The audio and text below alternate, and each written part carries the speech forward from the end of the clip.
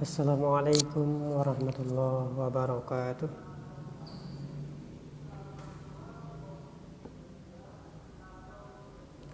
Alhamdulillah wassalatu wassalamu ala Rasulillah wa ala alihi wa sahbihi wa mawalah wa ala alihi wa sahbihi ajma'in.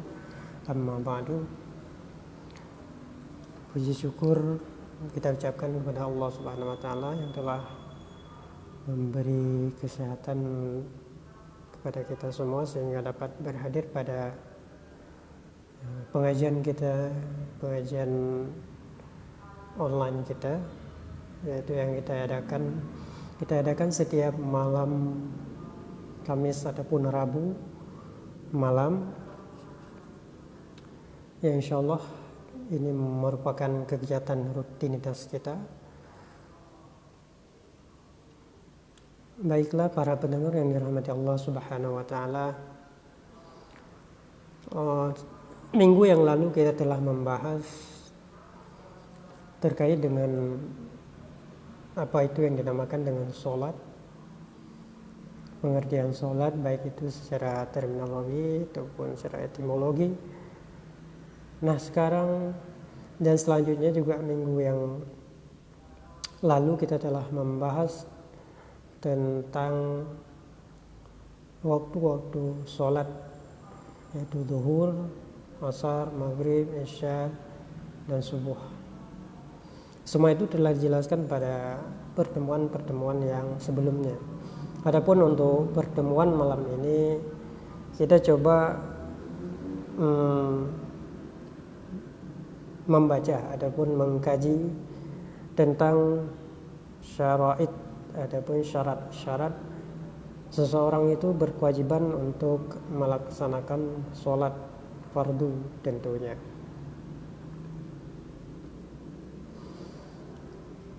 Bismillahirrahmanirrahim. Faslun wa syaraitu wujubi sholati salasatu asya'a ahaduha al-islamu fala tajibu sholatu alal kafiri al-asliyi wala yajibu alaihi qada'uha iza aslama wa ammal murtaddu fatajibu alaihi sholatu wa qada'uha in ada ilal islami. Wasani al-bulughu fala tajibu ala sabiyyin wa sabiyatin lakin yu'marani biha ba'da sab'i sinina in hasalat tamyizu biha wa illa fa ba'da tamyizi wa yudrabani ala tarkiha ba'da kamali 10 sinina. Ini satu pasal tentang syarat kewajiban pelaksanaan sholat wajib, yaitu siapa-siapa saja yang berkewajiban untuk menunaikan sholat. Seperti yang tertera di dalam kitab Hasyiah Al-Bajuri, ini ketentuan adapun syarat wajib sholat itu ada 3 perkara. Adapun ada 3 ketentuan sehingga seseorang itu baru wajib melaksanakan sholat. Artinya tidak semua orang itu berkewajiban untuk melaksanakan sholat. Jika pada seseorang itu diperdapatkan 3 hal ini, maka otomatis orang tersebut dibebankan hukum Allah di atasnya, yaitu berupa menunaikan sholat wajib. Yang pertama ahadua al-islamu, yang pertama adalah Islam. Jadi syarat sehingga seorang itu wajib melaksanakan sholat, syarat pertama itulah Islam. Syarat utama orang harus Islam. Berarti pengertian sebaliknya, jika orang itu non muslim ataupun bukan Islam, bukan muslim, itu tidak ada kewajibannya untuk menunaikan sholat seperti halnya orang Islam. Ini langsung oleh musannif melanjutkan, fala tajibu sholatu alal kafiri al asliyi. Orang kafir yang asli, orang kafir tulen bahasanya, bukan si murtad. Memang dari lahir, semenjak dia lahir itu orang non muslim, ini tidak ada kewajiban untuk melaksanakan sholat. Nah, kadang-kadang terpikir oleh kita, oh enak juga ya, mengasyid yang non muslim, jadi hanya wajib sholat, tidak ada kewajiban sholat. Nah ini bukan seperti demikian. Memang secara untuk pelaksanaan sholat tidak wajib, tetapi tuntutan di yaumil kiamah mereka itu akan dituntut juga karena tidak melaksanakannya. Cuman karena dia bukan Islam, otomatis pelaksanaan sholat dia di dunia ini tidak ada kewajiban. Namun di yaumil kiamah nanti, itu bahkan dalam Al-Quran juga sendiri Allah menyatakan bahwa orang bertanya esok hari itu, kenapa kamu berada di neraka Saqar? Orang itu menjawab, oh itu orang kafir ataupun non muslim itu menjawab bahwa tidaklah kami itu orang yang melaksanakan sholat. Itu menandakan bahwa tetap tuntutan untuk pelaksanaan sholat ada, cuman karena dia itu bukan Islam, jadi tidak ada syarat untuk sah sholat seseorang tersebut. Makanya syarat utama seseorang itu baru berkewajiban untuk melaksanakan sholat yaitu Islam.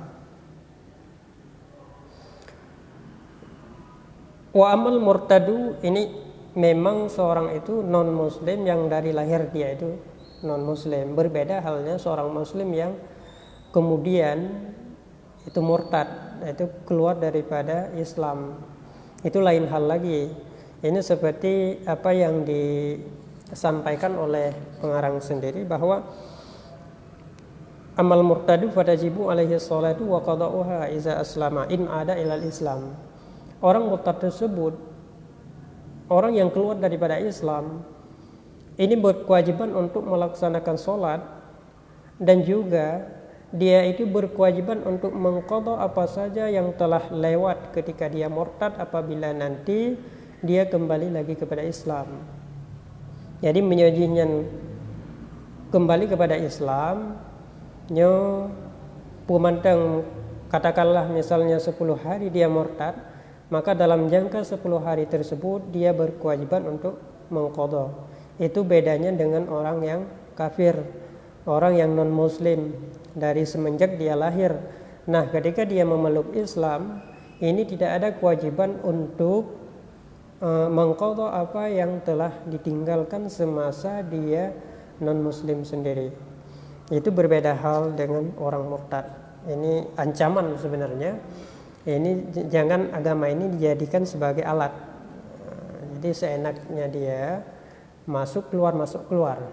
Jadi Islam ini sangat menjaga sehingga ketika dia murtad ini ada konsekuensinya dari agama. Ada ancamannya dari agama. Kau murtad, maka kau kewajiban untuk mengqadha apa yang telah lewat, ataupun pemandang yang tinggal dalam masa murtadnya wajib diqadha. Ini sebagai ancaman terhadap orang yang tidak seenaknya dia untuk masuk keluar dari agama. Kalau memang dia mau masuk Islam ya silahkan, kalau enggak pun ya silahkan. Tidak ada paksaan, la ikrah fid din. Tidak ada paksaan dalam beragama.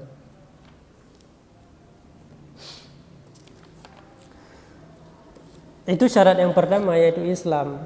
Wasani al-bulughu, syarat yang kedua adalah baligh.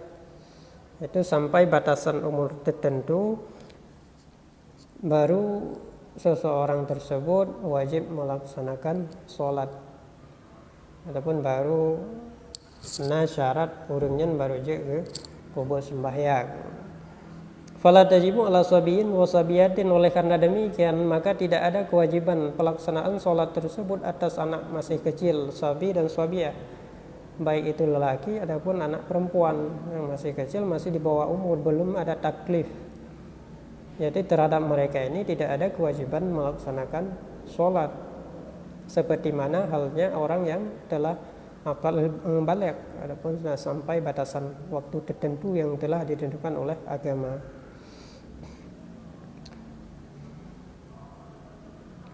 Namun ini ada sedikit anjuran terhadap anak, lakin yu'marani biha ba'da sab'i sinina in hasalat tamyizu biha.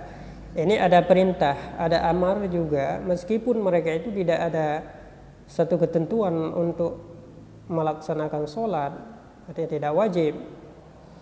Nah, kita sebagai orang tua, sebagai wali daripada anak tersebut ini berhak memerintahkan anak tersebut untuk melaksanakan sholat ketika dia sampai pada umur ke-7, adapun masuk ke umur yang 7 tahun. Jadi umur min ka 7 tahun nyan legedanya berkewajiban untuk memerintahkan dia untuk sholat jika memang anak tersebut adalah mumayyiz, ka mengerti dan ka tidak membedakan mana yang najis, mana yang bukan. Jadi terhadap anak tersebut ini diperintahkan juga untuk sebagai ajar, adapun bahan ajar kepada dia. Nanti kalau dia udah besar berarti sudah terbiasa untuk melaksanakan sholat. Namun ini karena kita hidup di negara hukum ataupun di negara Indonesia, ini ada ketentuan-ketentuan juga.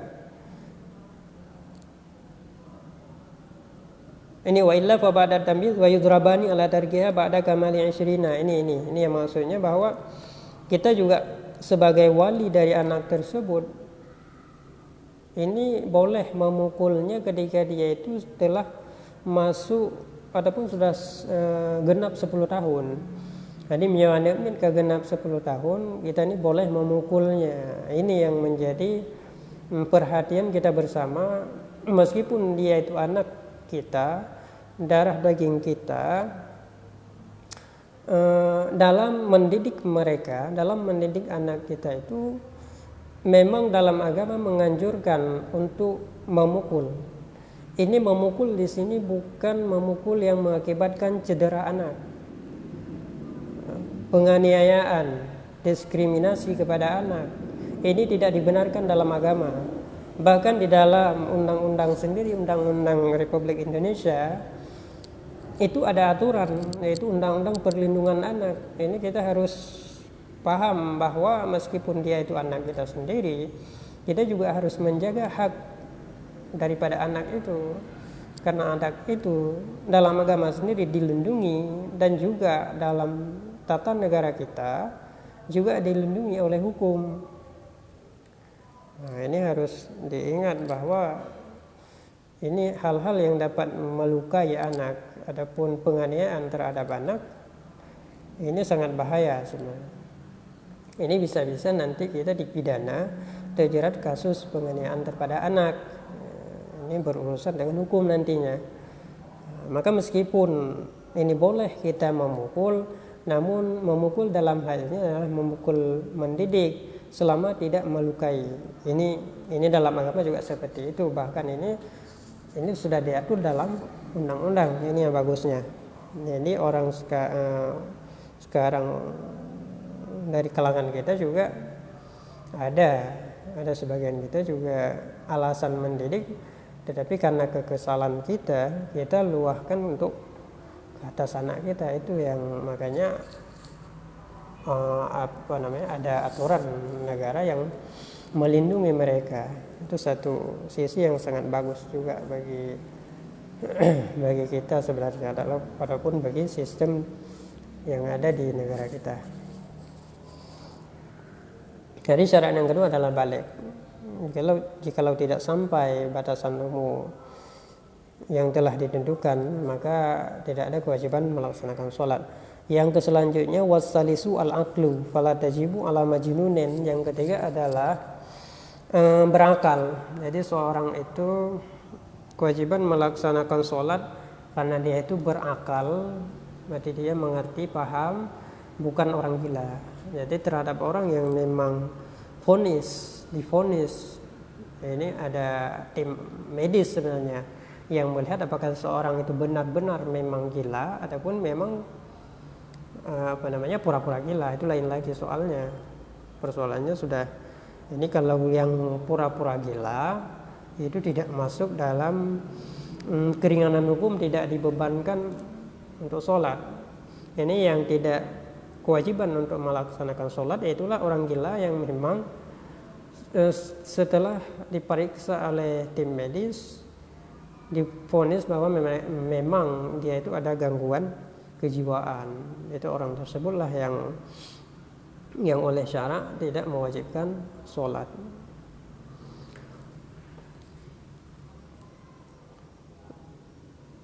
Wa qawluhu wa huwa haddut taklif sakitun fi ba'dhin naskil mati, ini hanya koreksi ataupun hanya komentari terhadap matan. Jadi sebagian ibarat, adapun dalam fan-fan yang lain ada yang menambahkan haddut takalif, ada yang enggak. Seperti yang di sini adalah tidak menambahkan batasan taklif, karena yang akal itu ya termasuk dalam batasan taklif, adapun dibebankan hukum terhadap mereka. Ini maksud daripada taklif.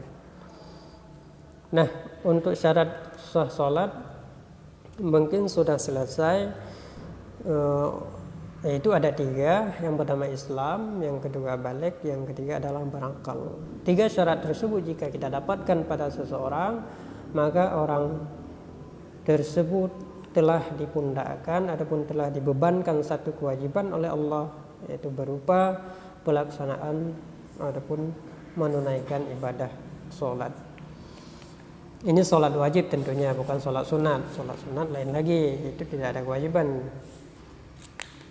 Wa shalawatul masnunatu khamsu al-aidani ay salatu aidil fitri wa aidil adha wal kusufani ay salatu kusufis syamsi wa khusufil qamari wal istisqa'u ay salatuhu. Ini kita masuk dalam pembahasan sholat-sholat yang disunatkan dalam agama kita. Kalau melihat dari apa yang ditulis oleh pengarang di sini, bahwa sholat sunat itu ada 5. Yang pertama adalah al-aidani. Ini satu bermakna 2, maknanya 2 sholat aid, 2 sholat hari raya. Salatu aidil fitri wa aidil adha. Salat hari raya lebaran, salat hari raya fitrah dan yang kedua adalah salat hari raya aidil adha, adapun hari raya kurban. Yaitu 2 salat sunat. Itu sudah 2. Yang ketiga dan keempat wal khusufani, 2 salat gerhana bulan dan gerhana matahari.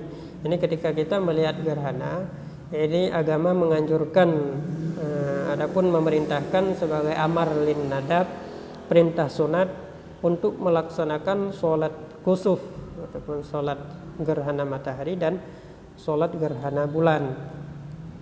Wal istisqa'u, dan yang kelima sholat sunat adalah sholat istisqa. Ini adalah sholat yang kita lakukan ketika musim kemarau untuk meminta diturunkan oleh Allah berupa rezeki berupa hujan.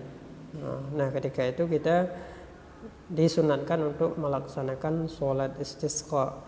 Adapun tata pelaksanaan sholat Idul Adha, Idul Fitri, kusufani, gerhana matahari, gerhana bulan, dan juga istisqa itu mungkin akan diuraikan dalam pembahasan selanjutnya dan dalam pembahasan seterusnya.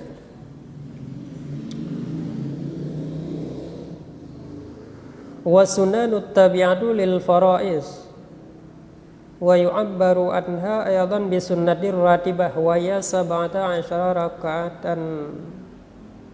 raka'atal fajri wa arba'u qabla adh-dhuhri wa raka'ata ba'daha wa arba'u qabla al-'asri wa raka'atani ba'da al-maghribi wa salasu ba'da al-isya yutiru bi wahidatin minhunna. Ini tadi sunat secara mutlak, artinya sunat tanpa ada kait dengan sholat fardu. Adapun yang selanjutnya ini sholat yang tabi'ah lil fara'is, yaitu sholat sunat yang mengikuti bagi sholat fardu. Artinya sholat sunat ini tidak bisa dilakukan ketika sholat fardu tidak dilaksanakan ataupun tidak ditunaikan. Misalnya sholat qabliyah duhur, itu tidak boleh dilakukan sholat qabliyah zuhur pada waktu duha. Itu maksud daripada ratibah. Adapun tabi'ah, sholat rawatib, adapun sholat yang mengikuti bagi sholat fardu. Ini kewajiban. Ini kesunahan melaksanakan sholat. Ya emang ketika sholat fardu ditunaikan. Memang hana ada buat sholat wajib, nyo hana kesunatkan buat sholat sunatnya. Nyo sholat sunat tersebut wa sunnatut tabi'ah lil faraiz nyo na 17 boh rakaat. Yang pertama rakaatul fajri 20 rakaat sholat fajar, artinya 2 rakaat sebelum kita melaksanakan sholat subuh. Ini bahkan dalam satu hadis menyatakan bahwa sholat sunat 2 rakaat sebelum subuh ini lebih baik daripada dunia, khairum minad dunya wa ma fiha, dan apa yang ada di dalam dunia. Ini pahala yang diberikan oleh Allah ketika kita mampu menunaikan 2 rakaat sholat fajar. Wa arba'u qabla dhuhri, dan 4 rakaat sebelum zuhur. Ini juga merupakan bagian dari sunat rawatib. Berarti sebelum sholat zuhur ataupun dikatakan dengan sunat qabliyah zuhur itu ada 4 rakaat. Tadi sebelum fajar 2 rakaat, tambah 2 rakaat, tambah 4 jadi 6. Wa raka'atani ba'daha, dan 2 rakaat setelah zuhur ataupun sholat sunat ba'diyah zuhur. Ini 2 rakaat. Tadi 2, 4, 8. Terus ditambah dengan wa arba'u qablal asri, 4 rakaat sebelum asar. Sebelum asar nagesunatkan untuk gedanya ada puput sembahyang sunat qabliyah asar 4 rakaat. Berarti tadi berapa? 4, 8 tambah 4, 12. Dan tambah 2 rakaat lagi, wa raka'ata di ba'dal maghrib, jadi 14. Wasalasu ba'dal isya, dan 3 rakaat setelah sholat isya, jadinya 17. Ini untuk sholat isya wa yutiru bi wahidah minhunna, jadi 2 rakaat setelah isya, ba'diyah isya, dan tambah 1 rakaat sebagai yaitu sholat witir. Jadi keseluruhannya jadi 17 rakaat. Wal wahidah hiya aqallul witri wa aktsaruhu 11 raka'atan. Jadi untuk sholat witir ini 1 rakaat ini paling minimal. Paling kurang 1 rakaat. Cuman kalau kita mampu, kalau kita sanggup, ya bisa sampai 11 rakaat. Jadi dia sanggup dah pupuk, dia ada pupuk lah sampai 11 rakaat sholat witir, itu sunat. Wa waqtuhu ba'da sholatil isya wa tulu'il fajri, dan waktu sholat witir tersebut, ini waktu sholat witir ialah setelah kita melaksanakan sholat isya. Setelah kita menunaikan sholat isya, jadi mulai dari situlah kita disunatkan untuk witir, baik itu 1 rakaat ataupun 3 rakaat, hingga watulu'il fajri, dan hingga masuk waktu subuh. Jadi sebelum masuk waktu subuh kita masih disunatkan untuk melaksanakan sholat sunat witir. Falau autara qabla isya'i amdan aw sahwan lam yu'taddu bihi. Jikalau seseorang tersebut witir sebelum isya sengaja, walam kepubuan sembahyang isya ka gewitir, puput gopnyan pun dalam keadaan sengaja, nya pakai ban hukum, benar.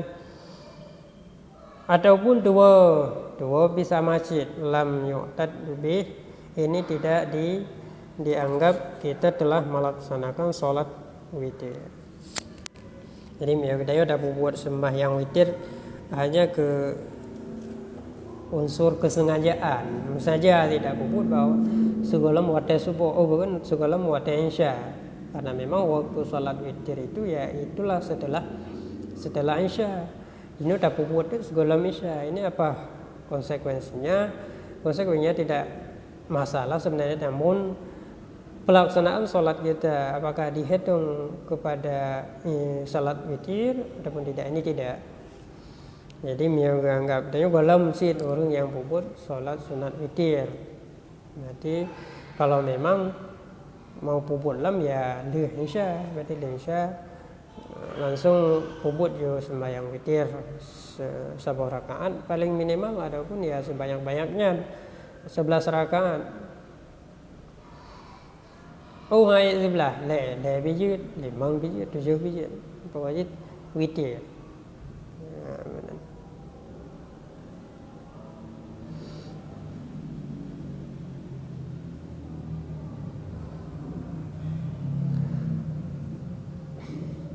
Adapun warratibu al-muakkadu min zalik kulluhu asyru rakaatin.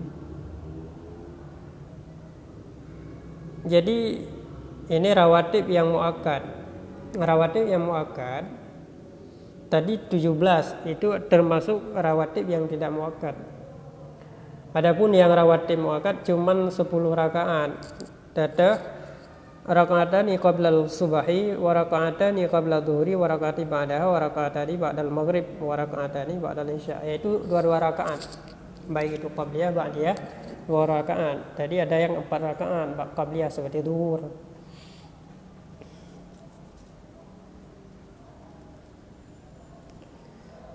Baik para pendengar yang dirahmati Allah Subhanahu wa taala, kajian kita pada malam ini kita cukupkan di sini. Yaitu malam ini kita telah belajar tentang syarat-syarat daripada sholat.